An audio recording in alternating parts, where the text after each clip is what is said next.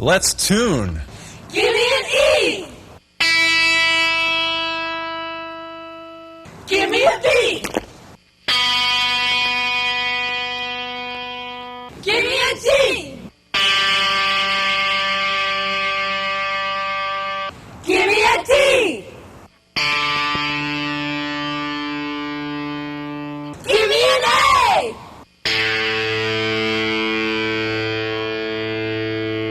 Give me another E.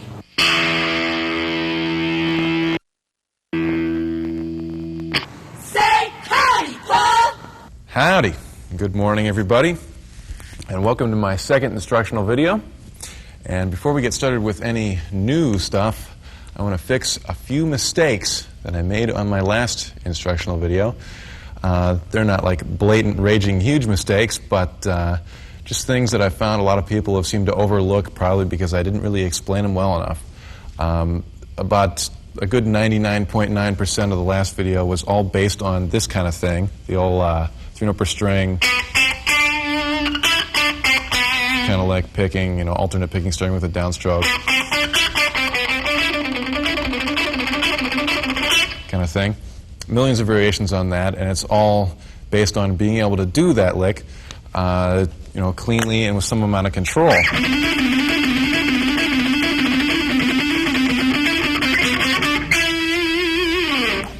But one thing that is pretty easy to forget, or must be because I've seen a bunch of people doing it, is forgetting about things like dynamics and control of the general tone of the string.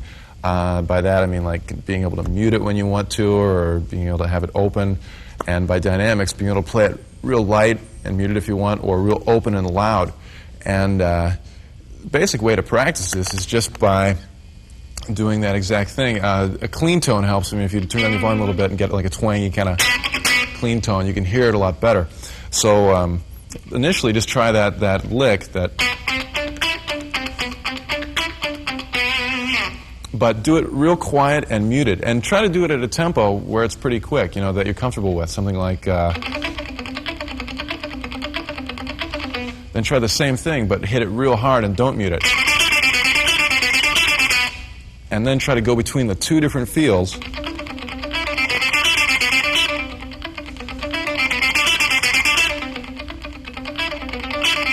If you can play it quicker, great.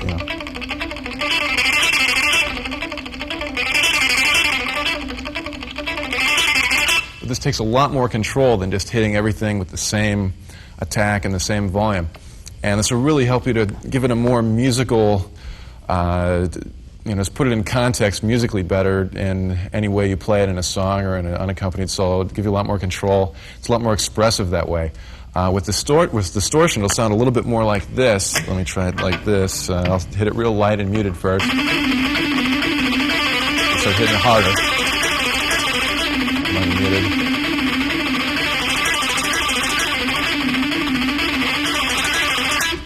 Now, if you're not comfortable with this lick yet, or any, fast picking things, just try it with maybe a single note. Take like an A note on the D string or something, and just practice playing that in one note, real lightly and real muted and quiet, and then get real loud with it. You can take any tempo you want. Maybe start off with something like, and get louder, not faster, but louder.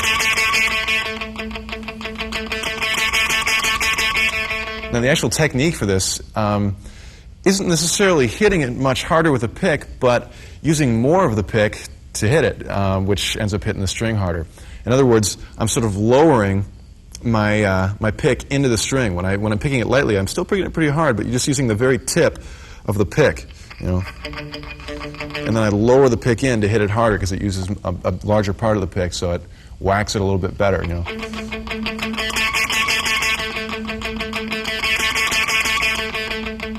That's how, even when you pick lightly, you're still picking pretty hard, but you're only using a little teeny part of the end of the pick, so it still has a lot of control, but it has the kind of dynamics that you want, the kind of dynamic control that you want. And it's a really, really good exercise to control that. Again, try to do a lot of different tempos. Maybe start out with something slow like that, and then if you can, with practice, start to speed it up,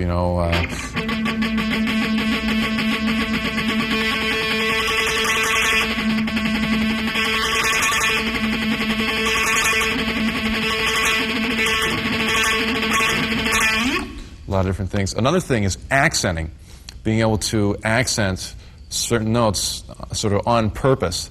A great way of practicing that is, again, the same kind of idea. Maybe you could take a number, a very musical number like 8, and accent, play 8 notes and accent the first one. So go like 2, 3, 4, 5, 6, 7, 8. 1, 2, 3, 4, 5, 6, 7, 8. So the 1 is always accented, and the other ones are quieter, And again, that's pretty slow tempo, all alternate picking. Try speeding it up a little bit.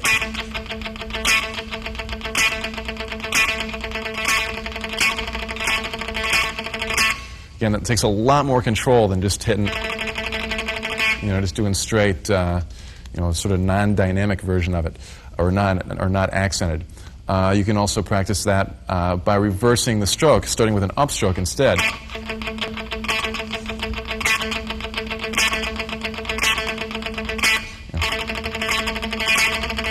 A little bit harder. Upstrokes just tend to be a little bit harder. It's a great exercise, and it sort of gives you a speed limit on your whole picking. You'll never get any simpler than just playing one note and picking it.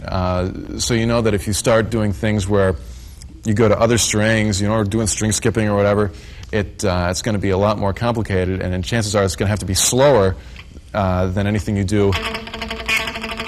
So in other words, see how quick you can get with and control everything on one note, and then you have that as sort of your speed limit for other licks. Again, an example of that, if you can do this, it means that you're going to probably not have too much trouble doing something a little more complex that's the same picking speed. And but you're not going to be able to exceed that. And that's the first thing.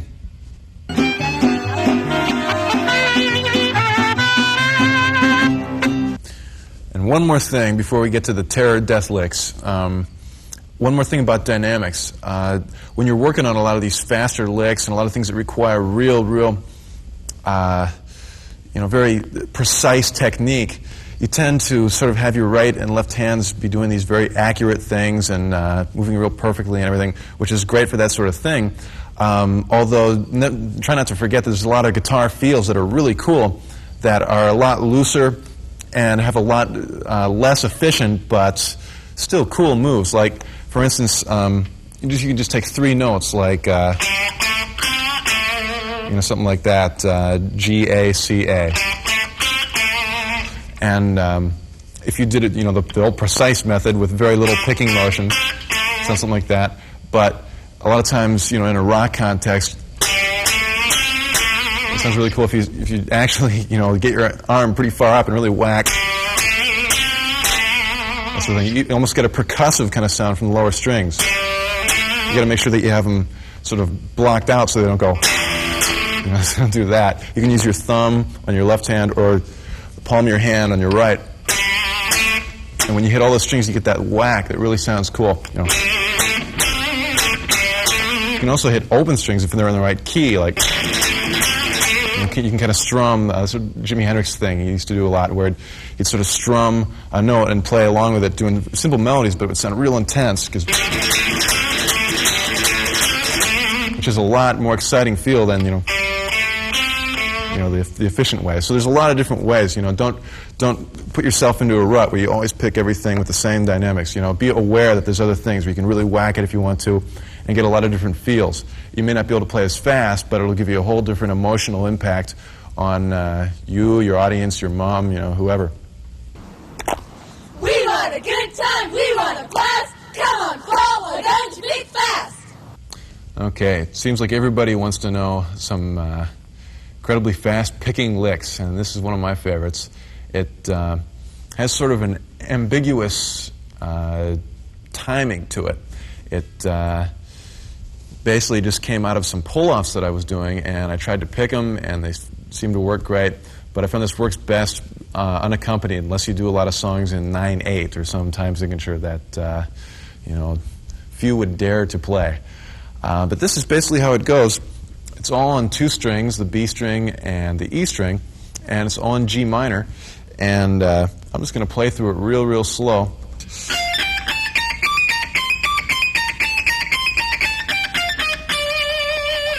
That's basically the first pattern of it.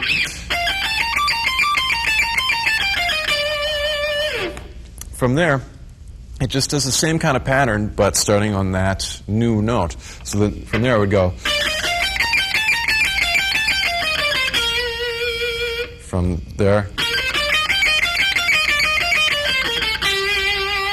from there, and then I ascend with the same thing.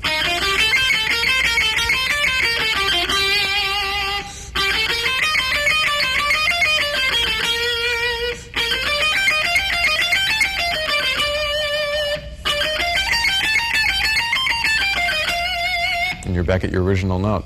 So let me play through the whole thing without stopping so you can hear how it sounds together.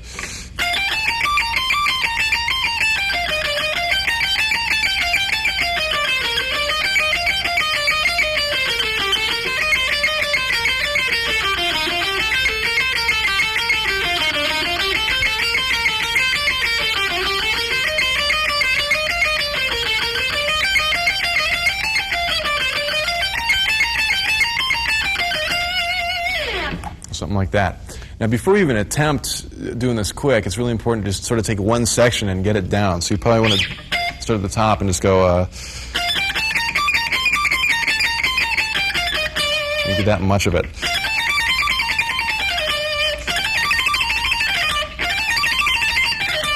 All alternate picking, starting with the downstroke. And the thing that really keeps me on the ball doing this is concentrating on where the left hand shifts positions, and for some reason it always ends up being a downstroke there. So if I sync up, my left hand shifts and my downstroke seems to help a lot. So I concentrate on going down, down, because those are the two shifts. Down, down. And I found that that really keeps me in sync with my two hands. So let me play the whole thing pretty quick and see if it works.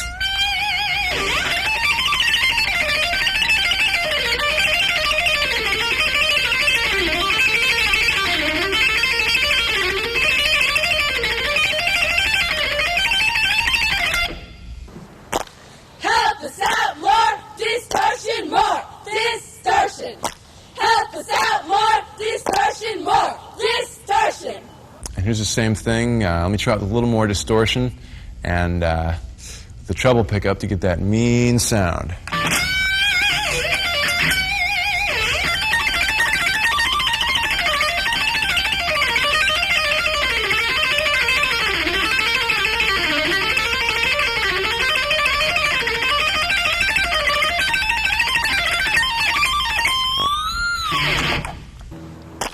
Pentatonic licks, pentatonic licks, pentatonic licks, pentatonic licks. Here are some pentatonic licks that are 2 notes per string, but they're still fast. This is sort of a 16th note feel in A minor pentatonic, and it sounds something like this. Let me see if I can get through it.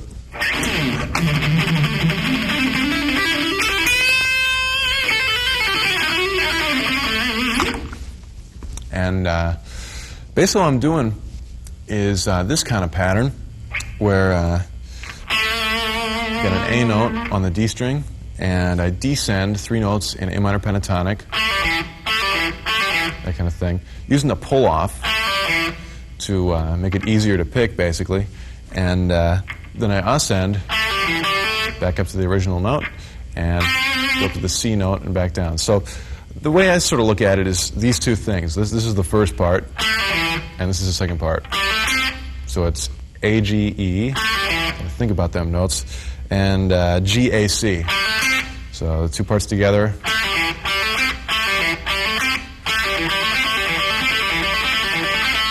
That's the main sort of meat and potatoes. In fact, that'll give you a real good kind of triplet lick. Slower. Spread up.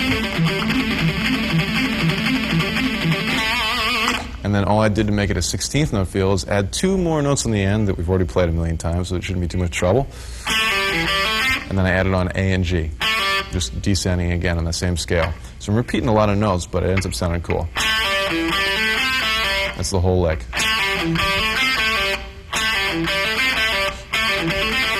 And just that, cycled over and over, will sound pretty cool, you know.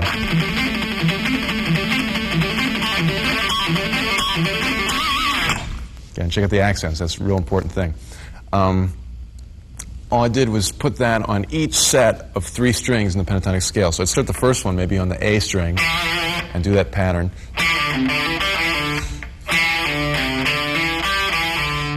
On those 3 strings, keeping within the shape of A minor pentatonic. Then do the one based on the D string. This is the one we started on. Then do the one on the G string, which happens to be the D note. Same kind of pattern, a little bit slower. And some kind of thing based off the B string. Let me play it all together so it makes some kind of sense. It's the first one, second one, third one, fourth one. Maybe end it with a bend. And you put it all together.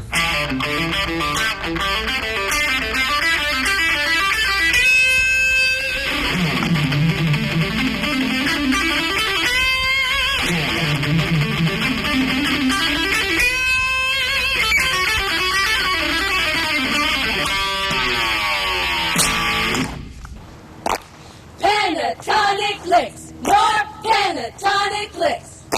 Pentatonic licks, more pentatonic licks. Here's a variation of the same thing. Basically, we've already done this. Sounds like this. It's that triplet one, which I sped up about 2 minutes ago.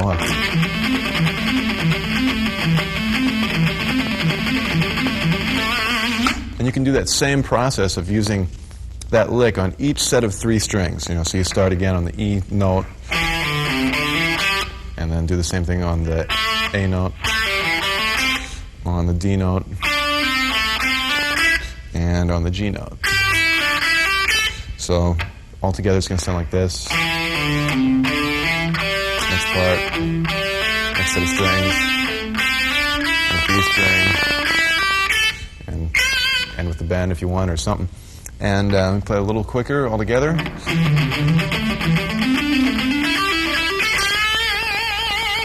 Try it again with some distortion.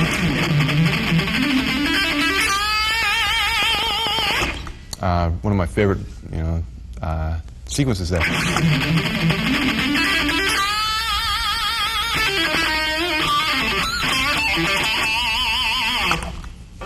Hey Paul, how about a bluesy version of that? Here's yet another version of that kind of thing. This one has the blues note added, which is the flat 5. And sinister sounding if used the right way. The fingering is a little bit different. On this one, I'm up in 7th position, and the basic notes we're using are those half step apart there. Be, I guess, E flat and D sharp, or wait a minute, E flat is D sharp, E flat and D. And you've got a 3-note stretch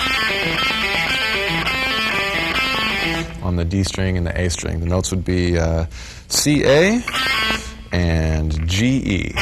So the whole thing, that's your shape. The pattern, real similar to the stuff we've been doing, where the first part goes, that's the same thing as, but different set of strings, or slightly higher on the neck, but still pentatonic.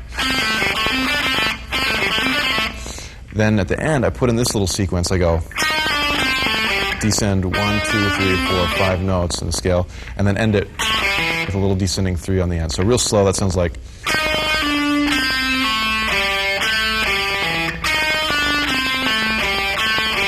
That's the part that goes on the end.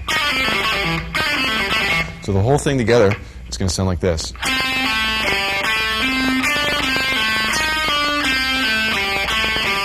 One more time.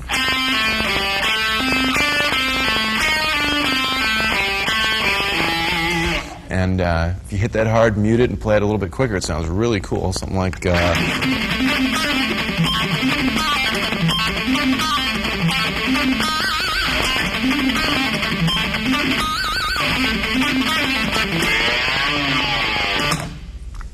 Hey, how about some arpeggios? Okay, I know there's a bunch of arpeggio meisters out there, and this one hopefully will give you what you need to do some arpeggios that will sound cool. I went through a lot of different sort of techniques personally with arpeggios, a lot of sweep picking stuff, a lot of string skipping, and just different ways of doing them. And I found that for me the string skipping stuff really works great because it's easy to keep in a solid tempo, and it's easy to do different phrases with it. Let me give you an example of an exercise I worked out. I hate using the word exercise, but yes, I've used it as a warm-up, but it sounds cool too. It's a musical thing. It's based off this one lick, which if you saw the last video, you've seen this lick. It's in D major. All I'm doing is 2 notes on the high E string, F sharp and D. 2 notes on the G string, which should be A and F sharp. So right there you get a string skip. You're not using the B string at all, you're skipping over it. Don't play it, it'll sound bad if you do. Yeah. The lowest note is D with your second finger on the D string, 12th fret, D major. There it is. The picking for this, I don't know, it's kind of weird. For me, it's always been easy because it's just 3 downstrokes, down, down, down. But a lot of people just have trouble with it initially, so metronome it a bunch, try to get it down so it feels comfortable because it sounds pretty cool. Then all I do is ascend with using those same notes. Back up to the top. For that, I do 2 upstrokes and a bunch of hammer-ons and pull-offs. So the whole thing sounds like that. Now, right there, you can do a lot of variations. You know, like right there is one that.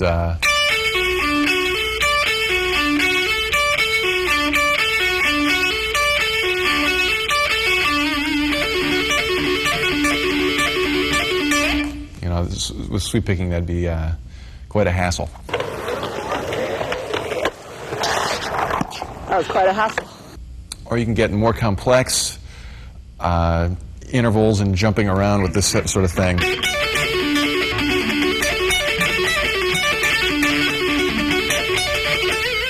Let me slow that one down a little bit.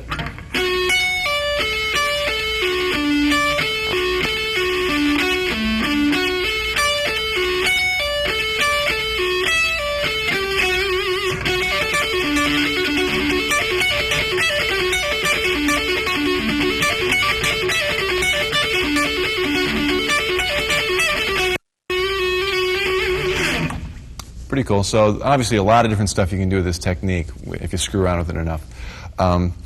Back to the exercise. This is, again, using that D major thing, which I'm sure you're sick of hearing by now. So you're ready to go to the A major version.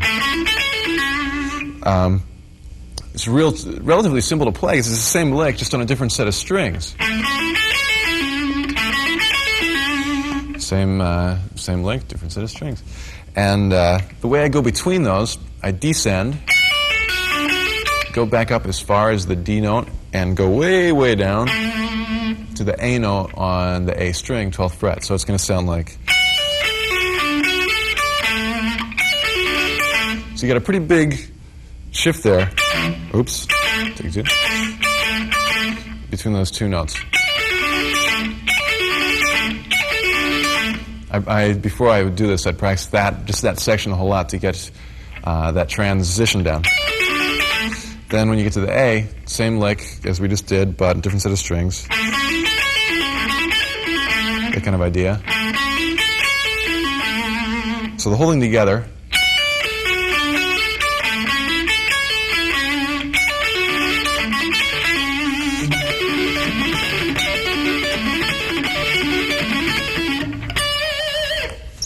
That's the first part of it. Then we have B minor and F sharp minor. Slower.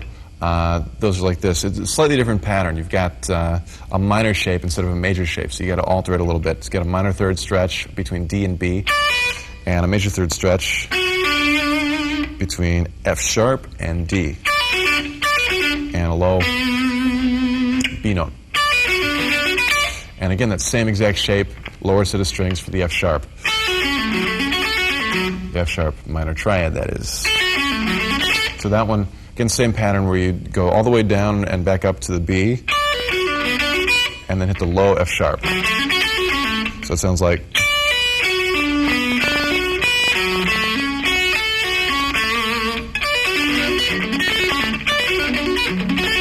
And again, you can practice that one picking thing between the two, between that real big string skip.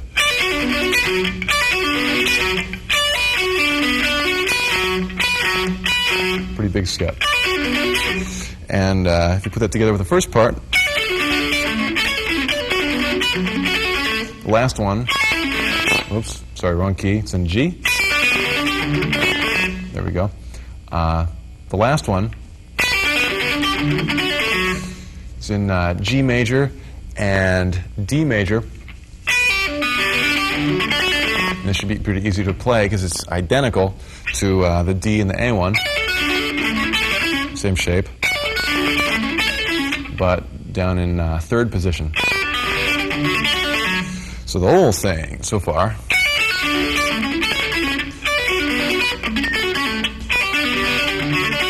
Then I go back up to G major, which we've already played, and A major. So the whole thing real slow.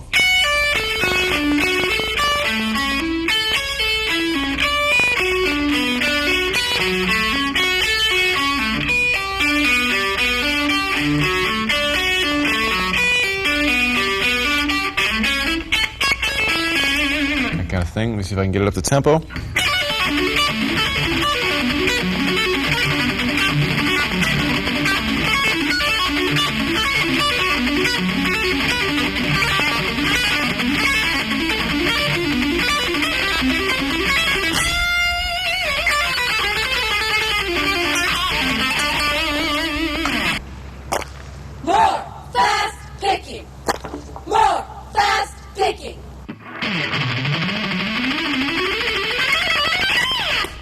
That kind of thing. It's quick ascending thing in E minor. And the basic pattern starts with the D note with your pinky, and whole pattern, like each section sort of sounds like this. So it's sort of down 3 notes and up, I don't know, let's count and find out. 1, 2, 3. It's like, it ends up being about 6 notes. 1, 2, 3, 4, 5, 6. So down 3, up 6. And then up 1 more with a slide with your pinky to the next note in the scale. In this case, E minor, so from G to A.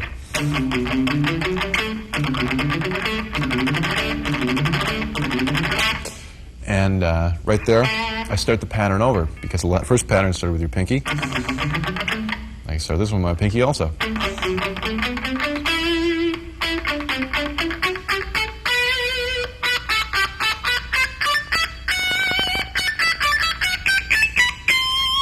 And when you connect it, it'd be whole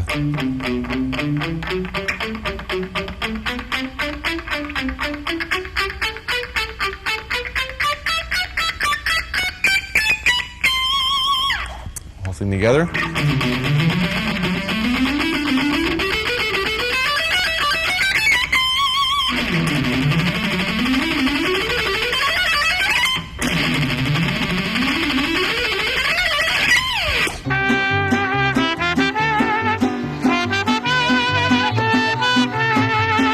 You can do the same thing descending, although for the descending version, I start with my first finger on the A note and ascend. Just everything's backwards. I start, instead of descending, I ascend 3 notes, and instead of ascending 6, I descend 6.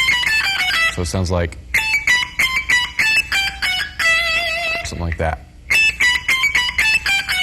Instead of sliding up, I slide down. So that's the basic pattern for descending. Oops.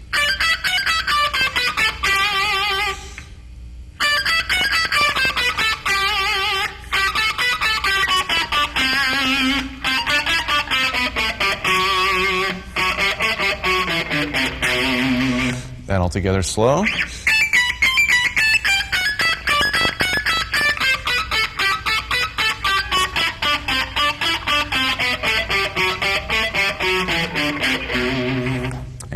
quicker.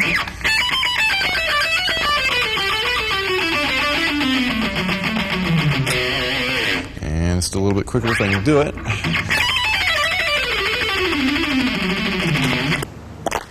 We're in a trance, we're in a daze. Come on, Paul, show us how to phrase.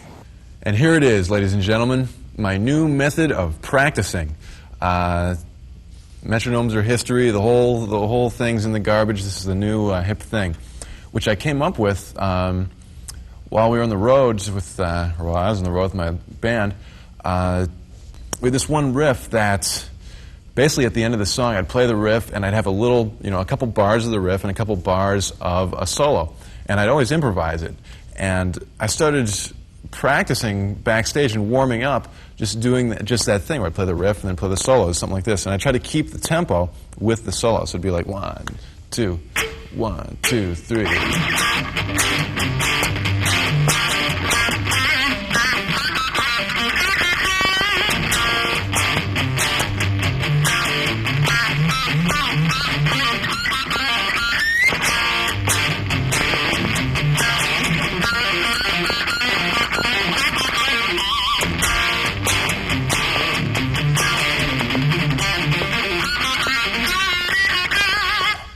And I just found that it made my phrasing work so much better.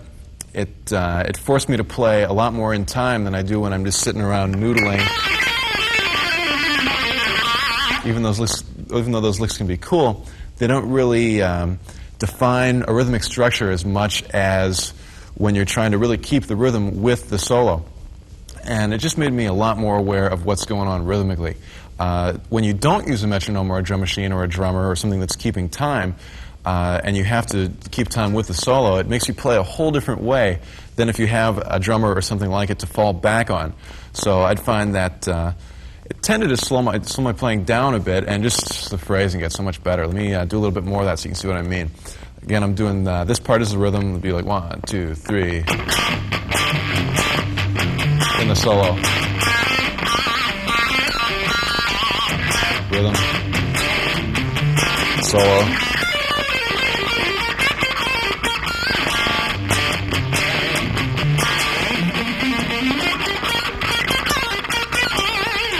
It was also a great way to work in my fast licks into a context that worked in a band musically in real life. So, for instance, if I had some fast thing. I could try to work that in. I'd have to figure out a way to get into it, and out of it within that short period of bars. So let me see if I can do that. 1, 2, 3.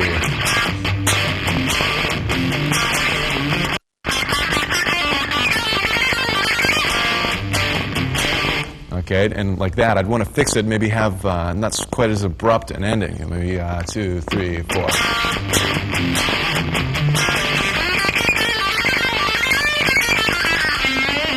And there I got to have an ending that doesn't suck, so 2, 3.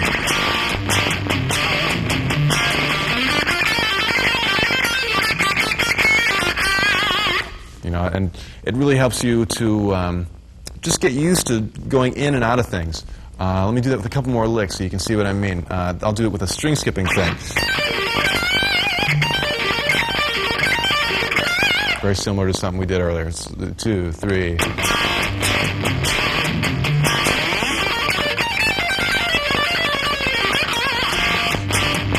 Ways.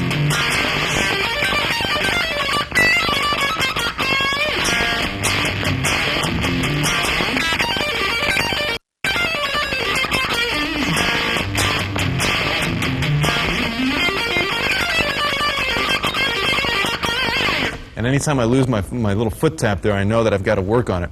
And it just gives you a very definite goal of what to do with your licks. You have a tempo, you have a key, you have a groove, and to me it's a lot more fun practicing that way than, here's a lick with a metronome, I really don't know what I'm going to do with it, kind of attitude, which is what I did for a long time, but stuff was terrifying enough where I still kept some interest in it.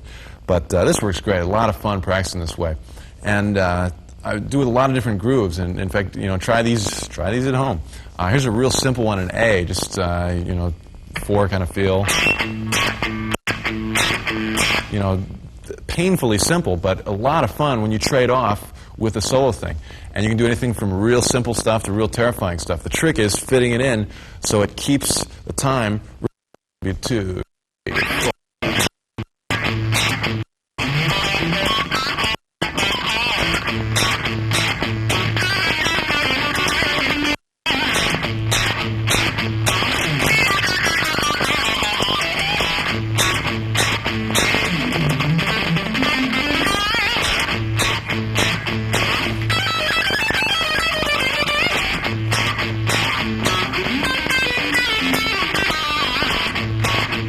And anytime that you screw up, you know, you can stop and try to fix that lick. So the next time you do it, you can get out of it. Like that one, I have a little thing at the end. So it'd be a... So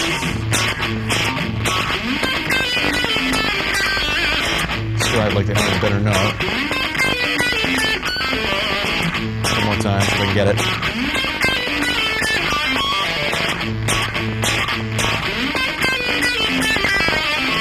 And pretty soon, you know, everything you play just starts having a real logical beginning and ending, and you sort of develop your phrasing intuition that way. And you won't believe it, how cool it works. Let me give you one more example. This one, again, similar thing in E, but more of a shuffle, like 1, 2, 3, 4, that kind of thing. And let's try it. Let's try this a little longer. Let's give it a few more bars in the last one of rhythm and then solo. 2, 3, 4.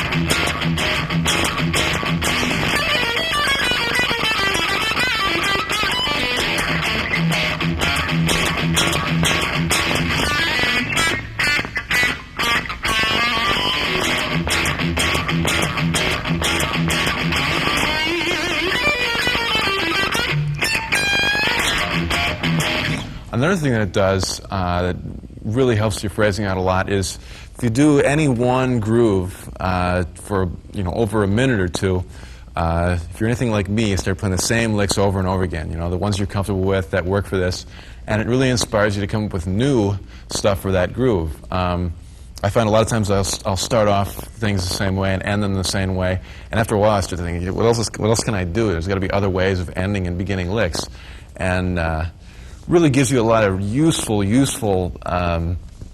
just phrasing tools. And let's go to another groove. You know, just try all these. You know, at home with if they're real hard, initially try them with a metronome. Just keep yourself in. But best thing is to you just use your foot and try to keep it in time with your guitar playing. You know, have that be the metronome. I understand completely. So you've tried some of those things with rhythm solo. And soloing isn't working. What do you do? Here's some specific things you can try to think rhythmically instead of just all note-wise. A thing that I really try to do is to be able to analyze anything you hear into a purely rhythmic form. In other words, if you hear 2, 3, 4.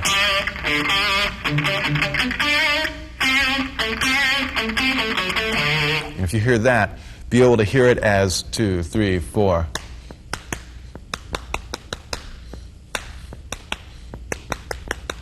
Pure rhythm. Like anything you hear, be able to think of it as if it were played on a snare drum. Be able to do it with vocal lines, horn lines, guitar lines.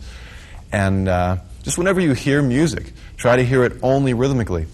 And this will help you so much when you build your own melodies or phrases, because you can sort of do it the other way around. You can take a simple rhythm, add notes to it, and you won't believe how cool it'll sound. I mean, you can take things that are pretty goofy sounding rhythms. I mean, again, let's take that groove, that in A, we have this tempo, and just take a real simple rhythm, something like maybe 2, 3, 4. And then add notes to it, like 2, 3, 4. and you have a cool phrase immediately that has an interesting rhythm to it. Obviously, it has to have one because that's what you started with. You can start doing more things with a rhythm, like, let's see, same kind of thing.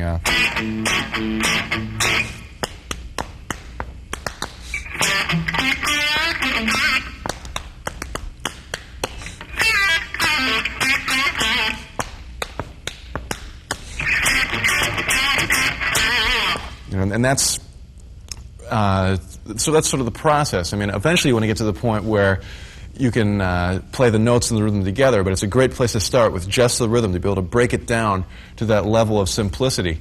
And the more you analyze music that you like, I mean, make sure you pick stuff that you dig. You know, take copy tunes or start with that. Figure out what the vocals are doing rhythmically. It's usually really, really simple.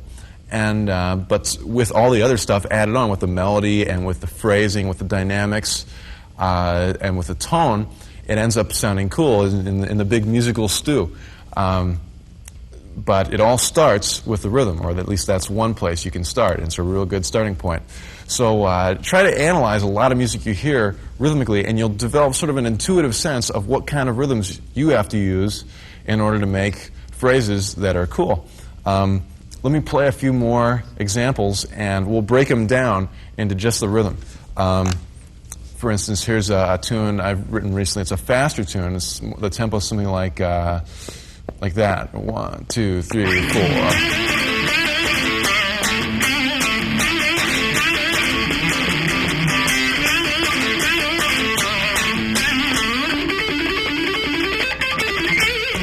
Rhythmically, it's 1, 2, 3, 4.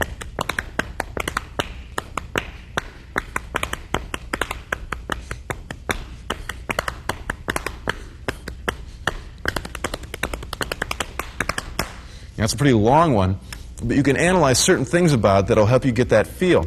It's there aren't any triplets in it. It's all based off figures that can be divided by 4. It's either quarter notes, or eighth notes, or 16th notes. Combinations of that. There's no triplets, and from doing that kind of thing, you get a specific kind of feel. Whereas something that's more triplet oriented. It could be something like, let's see, here's 1, 2, 3, 4.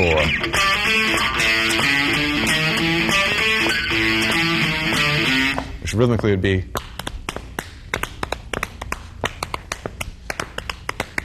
more of a swing kind of feel.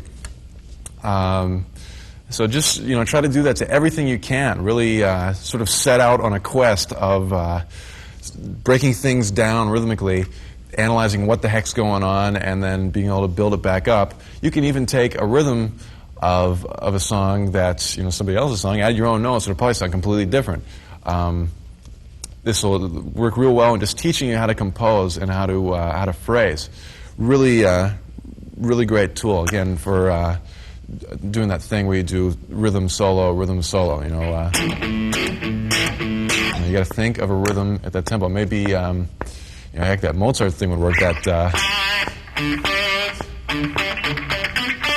Real slow and goofy rhythm at that point, But if you had the right notes, it's going to sound cool, It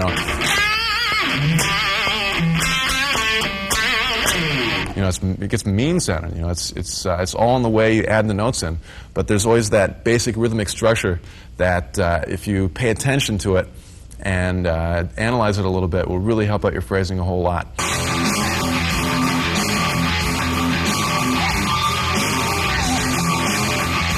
Okay, so we talked about rhythm, we talked about phrasing, and through the whole thing I sort of assumed that when I said, and then you add the notes, that you knew what I meant. But just in case that's not entirely clear, here's something that's worked great for me, and hopefully will work good for you, is a lot of stuff based off pentatonic. The reason I use this scale, it works in a lot of different musical styles, and it's real easy to do, and a lot of good notes in it.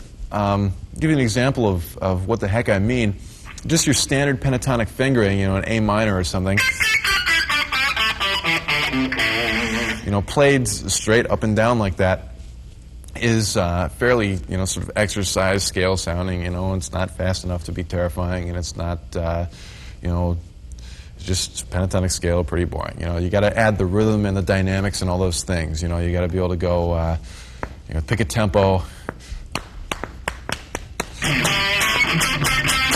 and suddenly it's music. You know, but to me, that kind of shape works real well because all the notes sound good. You know, it's not like a big 7-note scale like a major scale where a lot of the tones aren't as strong. They aren't chord tones. They aren't the root, the third, the fifth, or notes that if you bend them, like right there, I hit the 4th and bend it up to the 5th, or the 7th and bend it up to the root. And that's the cool thing about pentatonic is everything's either a chord tone or a note where if you bend it up, it becomes a chord tone. So you're almost guaranteed whatever you hit, it's going to sound cool, or it won't sound cool right away until you bend it, but bending's so hip that it'll make it sound cool and it'll add to your phrasing. Another thing you can do is starting to add on other notes to give it a little more flavor. And the cool thing about thinking pentatonic and then adding on another note is it saves up that note. It's not like a big, long scale with lots of notes in it where you're always using the notes over and over again, so you get tired of them. This, you save it up, so when you hit that extra note, it really stands out and has a great effect to it. For instance, you know, a simple one is just add the blues note, which is a flat 5. In this case, it would be a D sharp or an E flat. I guess an E flat if I said flat 5. So a good fingering for that, you know, just your standard pentatonic. Add that note. That kind of thing. Again, played straight through as a scale, it's not that exciting, but if you add it on in a rhythm, single rhythm, let's see.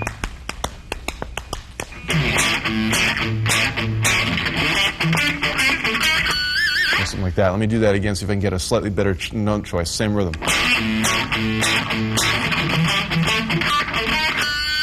You know, something like that. Gives you that little extra flavor.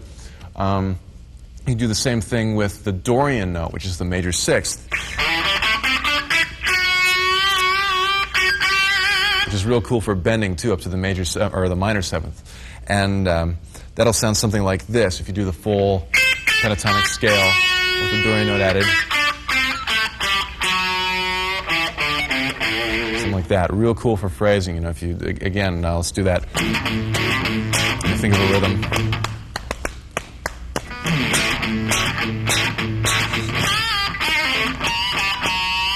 You know, I guess definite unique sound to it. And as opposed to playing a whole Dorian scale up and down, it sounds a lot more musical. It sounds more like a phrase that you know, came from your brain instead of your fingers. Another one is the major 3rd, which I often use after the minor 3rd. In other words, instead of just replacing the minor 3rd with it, I'll go. I kind of do like the root, the minor 3rd, the major 3rd. Gives it a sort of a combination Dorian Mixolydian sound.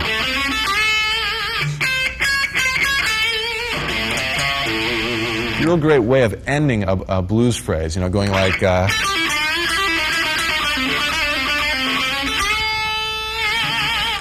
and also has a flavor of the major pentatonic, which of course is the same fingering down a minor 3rd in position.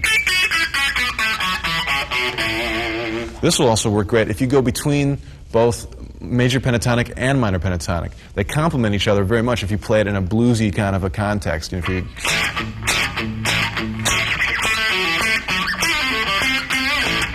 what I did there, played major pentatonic first,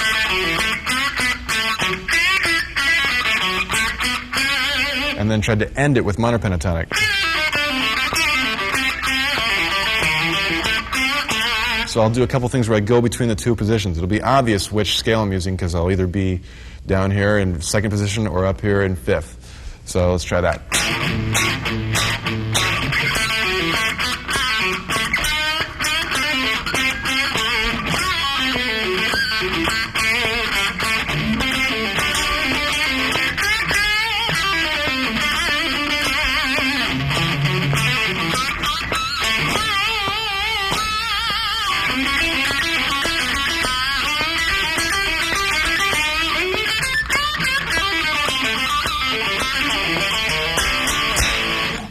And, you know, that's one of the cool things about that bluesy kind of style is you can get away with going between that minor and major thing. And it sounds really cool. You can even play the same lick. You can take something like, just real simple, There I slid into a C sharp and just did 4 notes out of major pentatonic: C sharp, E, F sharp, and A. I give that a try, make sure it works. Then I do the same exact thing in minor pentatonic. So it'd be up 3 frets, which the notes happen to be E, G, A, and C. So you can do the 2 together. Now that sounds pretty cool to slow tempo,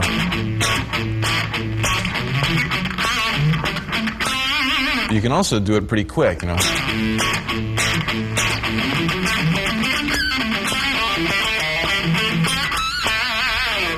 Again, the actual note choice is real simple, right out of pentatonic, but it's the phrasing and the rhythm that makes it interesting, and the dynamics, how hard you hit it, if you're muting the strings.